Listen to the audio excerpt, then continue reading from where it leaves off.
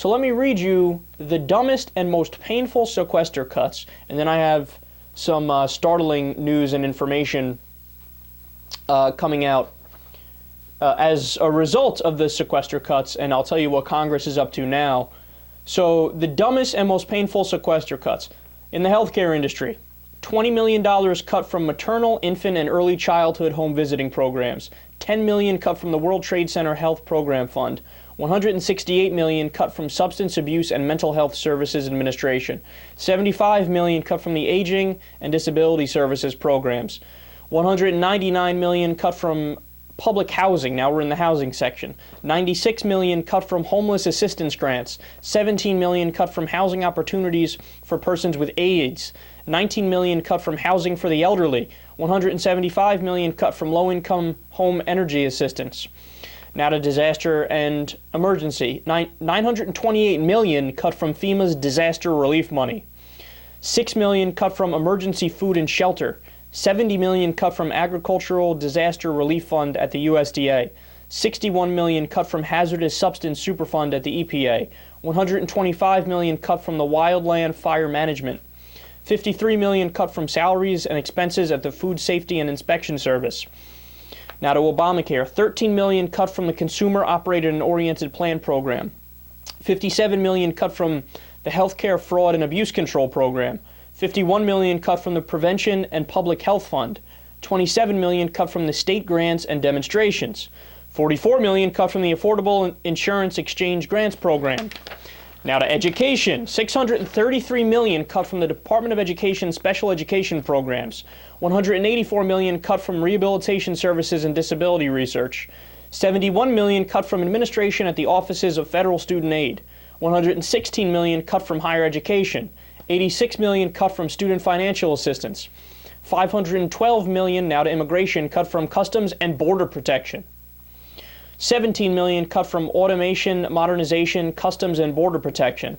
$20 million cut from border security, fencing, infrastructure, and technology. Now to security. $79 million cut from embassy security, construction, and maintenance. $604 million cut from National Nuclear Security Administration. $232 million cut from the Federal Aviation Administration. $394 million cut from Defense Environmental Cleanup. So if you believe The Economist, the sequester will cost anywhere from 700,000 jobs to 1.4 million jobs, depending on which economist you believe. And it will cause anywhere from a 0.3% to a 0.6% reduction in total GDP.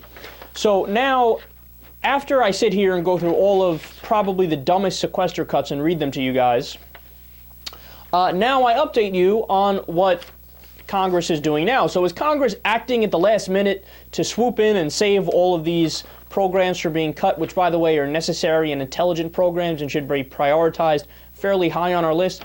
No. In fact, what they are doing, now remember, the sequester is half spending cuts from domestic programs and middle class and low income programs, which are the ones that I just read for you, or we would include that on the domestic side, right? The other half of the sequester is cuts to defense, right? So article from Politico yesterday, quote, House continuing resolution to restore $7 billion to military operations. So do you understand what that means? That means that the sequester goes into place, starts on March 1st, right? And instead of the lawmaker saying, well, goodness gracious, look at all these domestic programs that are being cut. So many middle-class families and poor families are going to be affected.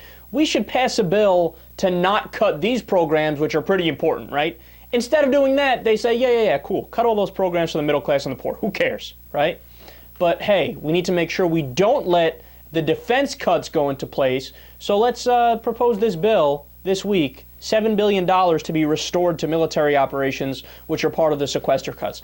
So you see what their priorities are?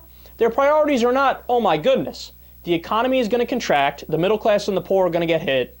Their priorities are, forget them, forget the middle class and the poor. Who cares? We never tried to represent them in the first place anyway. We don't care about them. We care about our donors. They're donors in the defense industry, in the military-industrial complex.